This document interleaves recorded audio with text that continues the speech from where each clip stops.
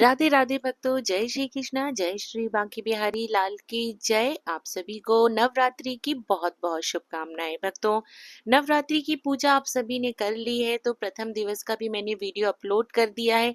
अब हमें ये देखना है भक्तों कि हमें दूसरे दिन हमें किस तरीके से पूजा करनी है। क्या हमने जो प्रसाद फूल वगैरह जो ये सब हमने चढ़ाया है, श्रृंगार का सामान चढ़ाया है, तो हमें दूसरे दिन क्या करना है।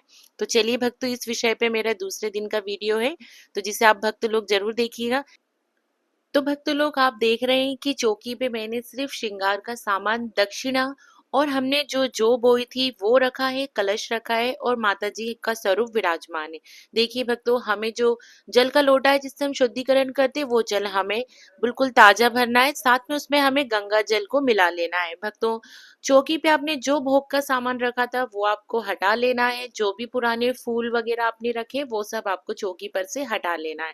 क्योंकि भक्तों, हमें भोग सुबह शाम हमें बिल्कुल नया भोग ही हमको रखना है माता जी को। और जो हमने जो बोई थी हमें उसमें जल का छिड़काव करना है, जैसे हम शुद्धिकरण करते हैं। दीप हम प्रज्वलित करेंगे तो जो दीप हम प्रज्वलित कर रहे हैं वो बर्तन आपको साफ सुथरे धो मांज के ही आपको दोबारा से लेना है।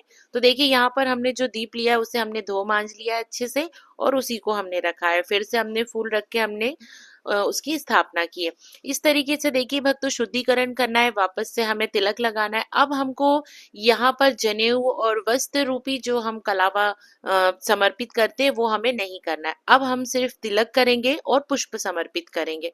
तो यहाँ पे भक्तों देखिए, शुद्धिकरण हमें रोज करना है, क्योंकि अब हम यहाँ पे हमने जो विग्रह रखा है हम उसे स्नान नहीं करा पाएंगे, क्योंकि अब हमें विग्रह को हिलाना नहीं है। इसलिए आप शुद्धिकरण करेंगे, तिलक करेंगे, अक्षत समर्पित करेंगे और पुष्प समर्पित करेंगे। तो इसी तरीके से आपको माता रानी का, भगवान गणपति जी का, कलश जी का, कलश देवता का और जो आपने दीप प्रज्वलित किया उनका, और साथ में जो आपने नौ ग्रह जो स्थापित किए हैं, आपको नौ ग्रह को भी आपको तिलक करना है।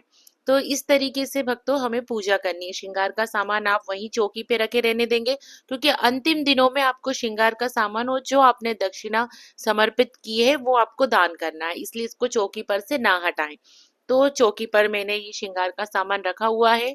और जो आपने जौ का जो पात्र है जिसमें हम ज्वारे बो रहे हैं, तो उसमें आपको जल का छिड़काव करना है। ये आपको 2 दिन तक करना है। तो आज दूसरा दिन है, तो आज भी हमने इसमें छिड़काव कर दिया है। अब इस तरीके से आपको, अब कल से आप इसमें रोज जल डालेंगे। आप इस तरीके से देखिए, आपने नवग्रह की पूजा की, उन्हें प्रणाम किया, उसके बाद धूप दीप दिखाइए। और धूप दीप दिखाइए भक्तों बहुत ही प्रेम पूर्वक, श्रद्धा पूर्वक। आपको देखिए भक्तों, जब आप भोग समर्पित करेंगे तो आप चाहें तो रोज एक पान का आप भोग समर्पित कर सकते हैं, इस तरीके से जैसे मैंने किया। तो यहाँ पे मैं पान का भोग समर्पित कर रही हूँ इस तरीके से। और यहाँ पे आप पान के भोग में आप लौंग लगा लीजिए ताकि वो खुले ना, और इस तरीके से आप माता जी को समर्पित कर दीजिए। साथ में भक्तों देखिए, आप भोग जो भी आप ऋतुफल समर्पित करना चाहते हैं वो आप कर दीजिए, या आप घर का बना हुआ जो भी आपने भोग बनाया है आप वो भी समर्पित कर सकते हैं।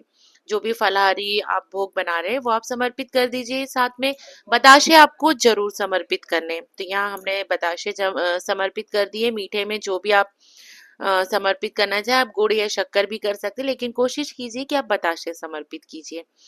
धूप दीप दिखाइए भक्तों प्रेम पूर्वक, श्रद्धा पूर्वक। उसके बाद भक्तों, हाथों में थोड़े से आप अक्षत और पुष्प लेकर आप माता जी के सामने, आप जो भी दुर्गा सप्तशती का पाठ करते हैं या जो भी दुर्गा जी का आप पाठ कर रहे हैं, दुर्गा चालीसा पढ़ रहे हैं या आप कथा श्रवण कर रहे हैं, वो आप इस बीच कथा श्रवण कीजिए। और जो आपके हाथ में पुष्प है वो आप माता जी के चरणों में समर्पित कर दीजिए। उसके बाद आप आरती कीजिए प्रेम पूर्वक, श्रद्धा पूर्वक। और भगवान, पहले आप भगवान गणपति जी की आरती कीजिए, उसके बाद माता रानी की आरती कीजिए। इसके बाद भक्तों देखिए, हमें रोज हवन करना है। तो यहाँ पे आप हवन कीजिए। जो आपने हवन लिया है उसमें आप गाय के गोबर के उपले लीजिए, उसको शुद्धिकरण कीजिए, तिलक कीजिए भक्तों इस तरीके से। और जो आपने माता जी को पान का जो आपने भोग समर्पित किया है वो आप भोग समर्पित कीजिए, पान का भोग। और देखिए भक्तों, आपको घी की 2 आहुतियां देनी है। आप ये आपको देना ही है, क्योंकि घी की 2 आहुति छोड़िए भगवान गणपति जी के नाम की, और उसके बाद अगर आपने गुरु मंत्र लिया है तो 5 बार आप अपने गुरु मंत्र से आहुति छोड़िए। नहीं लिया है आपने गुरु मंत्र तो कोई बात नहीं, आप माता रानी के नाम से भी 5 बार आहुति छोड़ सकते हैं। इस बीच आप 2 लोगों के जोड़े भी आप छोड़ सकते हैं। जितने आपके परिवार के सदस्य हैं उतने लोग 2-2 लोगों के जोड़े अग्नि में प्रज्वलित करें, जो आप होम अग्यारी कर रहे हैं उस तरीके से। तो सभी आपके घर के सदस्य 5-5 बार होम अग्यारी कर सकते हैं, सभी 5 आहुतियां छोड़ सकते हैं अग्नि में। तो इस तरीके से हमें रोज एक छोटा सा हवन करना है। अगर आप सभी घर के लोग अगर सिर्फ एक जनी 5 आहुति छोड़ रहा है तो बाकी घर के सदस्य 1 आहुति छोड़ सकते हैं। नहीं तो कोशिश कीजिए कि आप सभी घर के सदस्य 5-5 आहुति तो छोड़ ही सकते हैं। इसके बाद भक्तों आप हाथ जोड़ के आप माता रानी से क्षमा याचना करें और अपनी मनोकामना पूर्ण करने के लिए माता रानी से प्रार्थना करें। तो इस तरीके से भक्तों हमें रोज इस तरीके से पूरे 9 दिन हमें पूजा करनी है, और 9वें दिन की भी पूजा इसी तरीके से हमको करके भोग प्रसाद सब में बांट के हम कन्या पूजन करेंगे। तो भक्तों ये थी हमारी दूसरे दिन की पूजा। बस आप इस बात का ध्यान रखें कि फूल जो भी बासी होते हैं उन्हें रोज उठा लें, शुद्धिकरण करके ही आप माता रानी का पूजन करें, और जो भी है दक्षिणा और जो श्रृंगार का सामान है वो आप चौकी पर ही रहने दें। बस आपको करना है रोज कलश में जल भर के ही आप शुद्धिकरण करें, और रोज सुबह शाम आप ताजा भोजन ही जो भी आप भोग प्रसाद चढ़ाते हैं वो ताजा हो, इस तरीके से आपको पूजा करें। तो भक्तों आप सभी को प्रेम पूर्वक राधे राधे, जय माता दी।